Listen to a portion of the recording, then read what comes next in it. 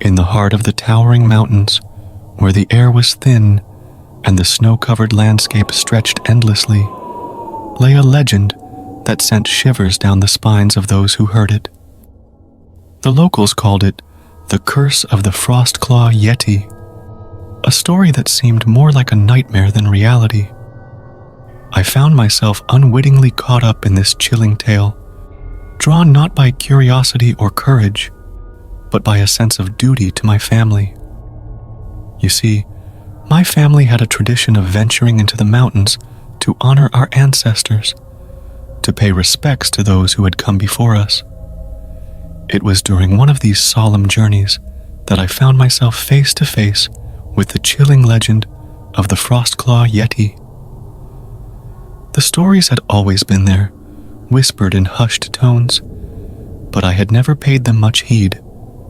Until that fateful day, I was there not out of curiosity, but out of respect for my family's traditions. Armed with a sense of reverence and a heart heavy with the weight of history, I ascended the mountains alongside my family, unaware of the horrors that awaited us.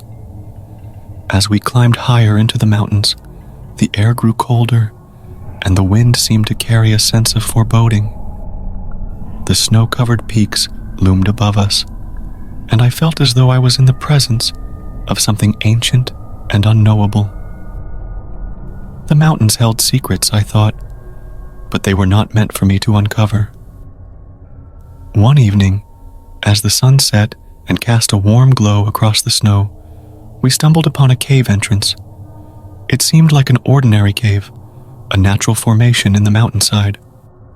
But as we entered, I felt a chill run down my spine, a sense of unease that was hard to shake. Still, I followed my family deeper into the cavern, drawn by the need to fulfill our tradition. The cave was a labyrinth of winding passages and eerie echoes, the sound of our footsteps reverberating like a haunting melody. The air grew colder, and the walls seemed to close in around us. My heart pounded as my family's voices grew fainter, swallowed by the darkness. Deeper we ventured, until we stumbled into a chamber bathed in an ethereal blue light. And there, in the shadows, stood the Frostclaw Yeti. Its eyes gleamed like frozen sapphires, and its breath formed frosty clouds in the frigid air. Fear gripped me, and I felt a mixture of awe and terror wash over me. The creature's roar was a thunderous rumble that seemed to shake the very ground beneath us. It was real, I realized in that moment, not just a legend or a fable. The Frostclaw Yeti was a living nightmare, a creature that defied all reason and comprehension. I watched, rooted to the spot, as the Frostclaw Yeti turned its gaze toward us. Its lips curled into a sinister smile, and I felt a shiver run down my spine. It was as if the legends had come to life, as if the stories had been transformed into a living, breathing terror. My instincts screamed at me to flee, to escape the presence of the creature that seemed more like a nightmare than reality. And so, with a surge of adrenaline, I turned and ran, the sound of the Frostclaw Yeti's roars echoing in my ears. The passages blurred together as I raced through the darkness, and just when I thought I couldn't go on, I burst out of the cave entrance, gasping for breath. The cold air of the mountains surrounded me as I collapsed onto the snow-covered ground, my heart racing and my breath visible in the frigid air. The echoes of the Frostclaw Yeti's roars lingered in the air, a haunting reminder of the terror I had narrowly escaped. In the days that followed our encounter with the Frostclaw Yeti, my family and I returned to our village, the memory of the chilling presence still fresh in our minds. The legend had come to life before our very eyes, and a cloud of unease hung over the village. As the weeks passed, the village was plagued by strange occurrences.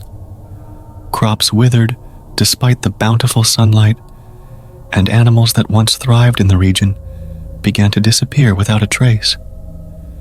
Whispers of the Frostclaw Yeti's curse spread like wildfire, and fear settled over the villagers like a shroud.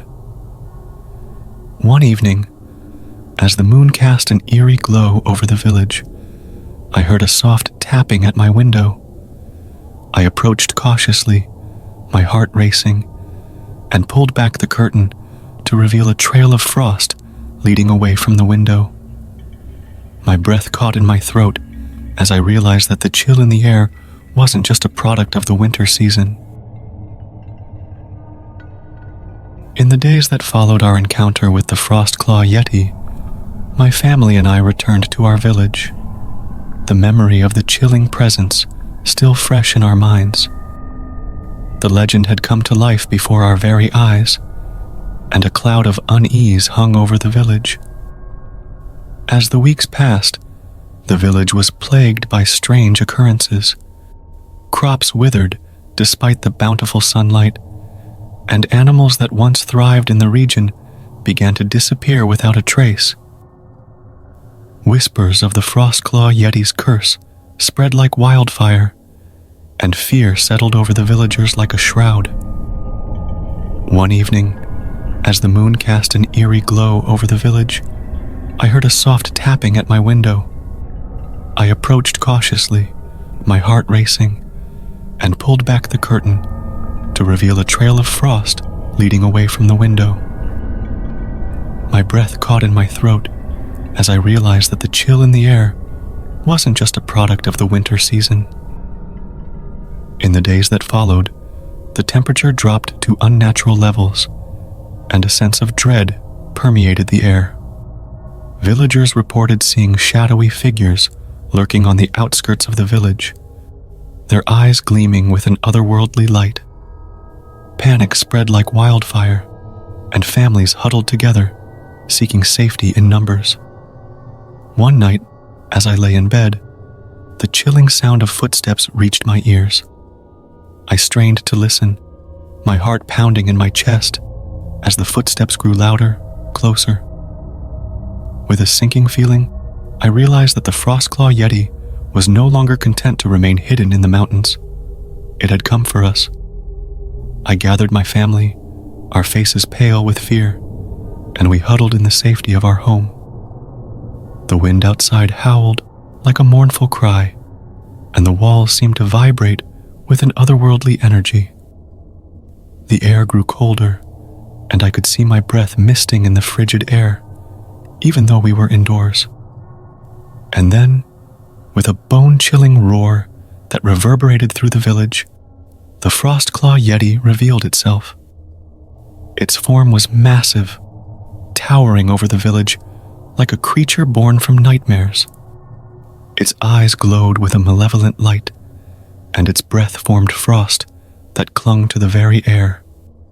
The villagers screamed, their cries of terror echoing through the night as they fled in all directions.